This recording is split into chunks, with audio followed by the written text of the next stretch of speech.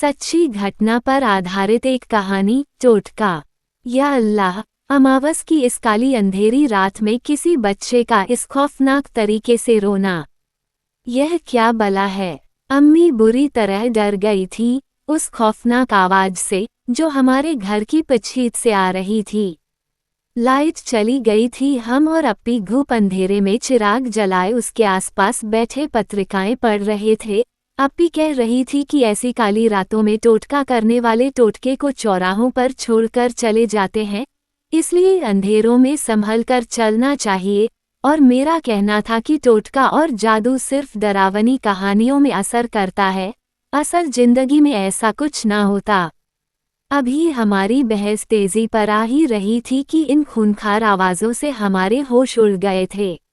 साफ, मोमबत्ती लाओ, देखो क्या है, अम्मी ने कहा था। मैंने डरते हुए और कांपते हाथों से किसी तरह मोमबत्ती जलाई थी और डगमगाते कदमों से जैसे ही दरवाजे तक पहुंचा, झुम्मा किसी जादुई ताकत में मेरी मोमबत्ती बुझा दी।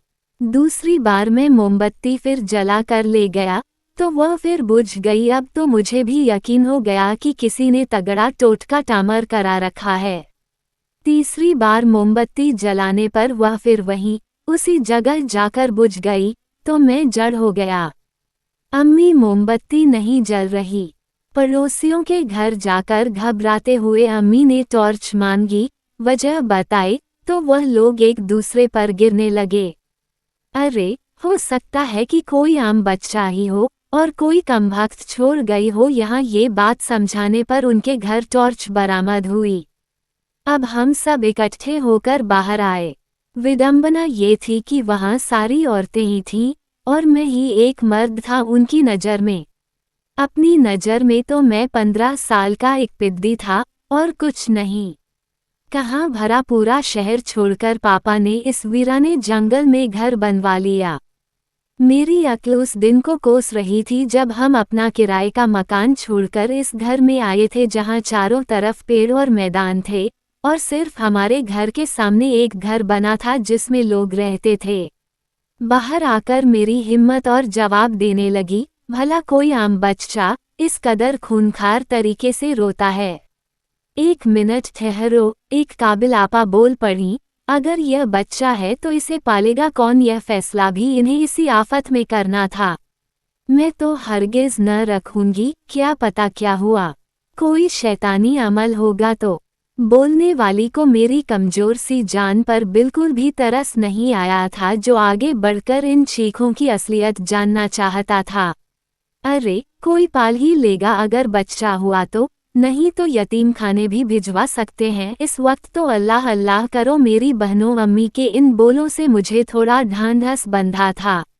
मैं धीरे धीरे आगे बढ़ रहा था और सोच रहा था कि अगर कोई शैतानी टोटका हुआ तो आज की रात मेरी जिंदगी की आखिरी रात होगी। पीछे अफवाहों के बाजार गर्म हो चुके थे कि फलां दिन एक औरत ने यहाँ चौराहे पर कपड़े की गुड़िया लाकर डाली थी और एक दिन एक मटकी में किसी ने अजीब अजीब चीजें भर के इसी चौराहे पर फेंकी थीं।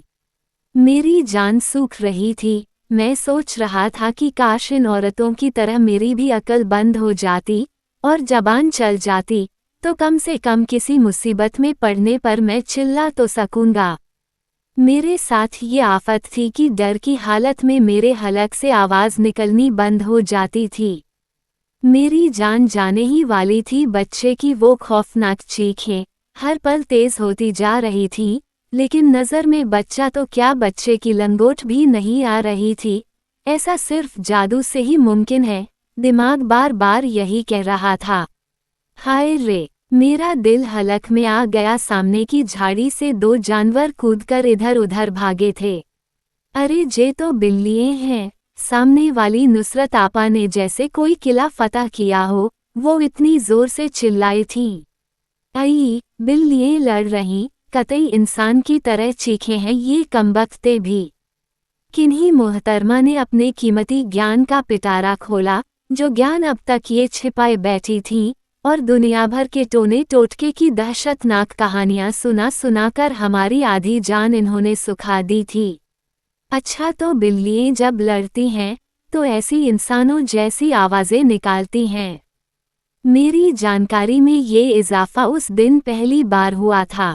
सभी औरतें हंसते मुस्कुराते घर को लौट गई थीं और मैं अंधेरे मैदान में अकेला खड़ा सोच रहा था कि साफ मियाँ, तुम तो कहते थे कि तुम्हें टोने टोटके पर यकीन ही नहीं है, तो फिर आज क्या हो गया? थोड़ी देर की ये खतरनाक सनसनी खत्म हो चुकी थी और अब मैं अपनी उस डर से पतली हुई हालत को याद कर रहा था और बस हंसे जा रहा था।